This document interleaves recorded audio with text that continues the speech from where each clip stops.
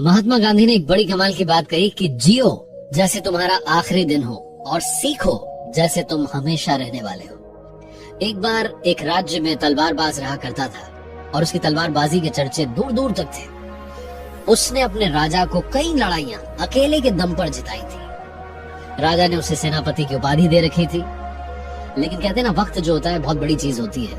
वक्त उसका भी चला गया। वो धीरे धीरे बूढ़ा होने लगा और उसको लगा कि उसके पास ये जो विधा थी, ये जो कला थी, जो तलवारबाजी वो जानता था, उसे लगा कि ये मेरे जाने के बाद में किसी के काम नहीं आएगी। तो क्या किया जाए, क्यों ना किसी को सिखाया जाए। तो उसने राजा साहब को जाकर के कहा कि राजा साहब, मैं चाहता हूँ कि आप ये तलवारबाजी का जो ज्ञान है मेरे पास, इसको लोगों तक पहुंचाएं और उसके लिए आप राज्य में लोगों से कहें कि अगर वो सीखना चाहते हैं तो मेरे पास आ जाए। राजा क्योंकि बहुत मानता था उस सेनापति को, उस तलवारबाज को, तो उसने कहा कि ठीक है भाई। राज्य में ढिंढोरा पिटवाया गया, बताया गया कि हमारे जो सबसे बड़े तलवारबाज हैं वो आपको सिखाना चाहते हैं, अगर आप सीखना चाहें। लोगों ने सुना। अगले दिन से उसके पास में शिष्य आना शुरू हो गए और वो जो तलवारबाज था वो गुरु बन गया। वो लोगों को तलवारबाजी सिखाने लगा। सब कुछ सही चल रहा था, उसके शिष्य तैयार होने लगे। लेकिन उन शिष्यों में, ये हर कहीं होता है कि एक ऐसा निकल आता है जो एक्स्ट्राऑर्डिनरी होता है, जिसके अंदर कुछ अलग बात होती है। तो उनमें से एक ऐसा था जिसको लगता था कि उसको गुरु से भी ज्यादा मालूम है और उस शिष्य को लगता था कि उसने सब कुछ सीख लिया है। वो अपने आप को इतना मानने लग गया कि उसको घमंड आ गया, जो उसको नहीं आना चाहिए था। और उस शिष्य ने राजा साहब को जाकर के कहा कि राजा साहब, एक बात आपसे कहना चाहता हूँ।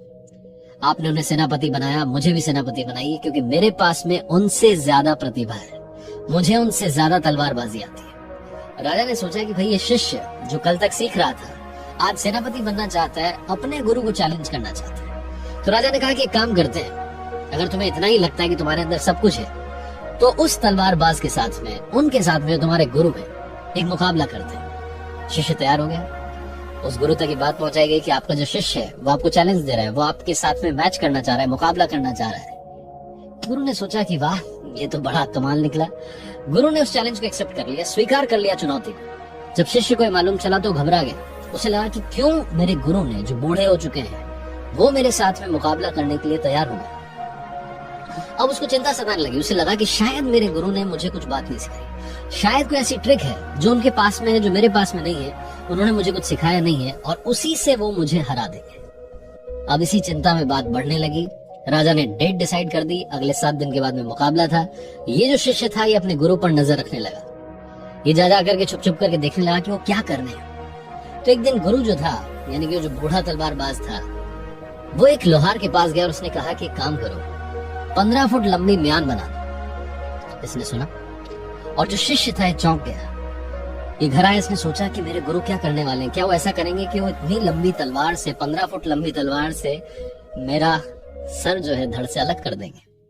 इसे बहुत चिंता हुई। तो इसने सोचा कि क्या करें। ये दूसरे लोहार के पास गया और इसने वहां जाकर के कहा कि 16 फुट लंबी, 1 फुट लंबी तलवार बना दो। मुकाबले का दिन आ गया। 7 दिन के बाद में पूरा राज्य देखने के लिए इकट्ठा हो गया। ये दोनों तलवारबाज, वो बूढ़ा गुरु और ये शिष्य, जिसे लगता था कि इसे गुरु से ज्यादा मालूम है, मैदान में उतरे। जैसे ही मुकाबला शुरू हुआ, गुरु ने तलवार निकाल करके शिष्य के गर्दन पर रख दी और शिष्य जो था वो म्यान से तलवार निकालता ही रह गया, क्योंकि गुरु ने सिर्फ 15 फुट लंबी म्यान बनवाई थी, लेकिन शिष्य ने 16 फुट लंबी तलवार बना ली थी। ये छोटी सी मजेदार कहानी बहुत बड़ी बात सिखाती है। जिस किसी को लगता है कि उसको दुनिया में सब कुछ आता है, मैं ही हूँ, ये सबसे गलत है। मैं भी हूँ, ये चल सकता है। जिंदगी में जिस दिन आपने सीखना बंद कर दिया, उस दिन आप बढ़ना बंद कर देंगे। अपने ज्ञान पर घमंड मत कीजिए, सीखने की कोशिश करते रहिए।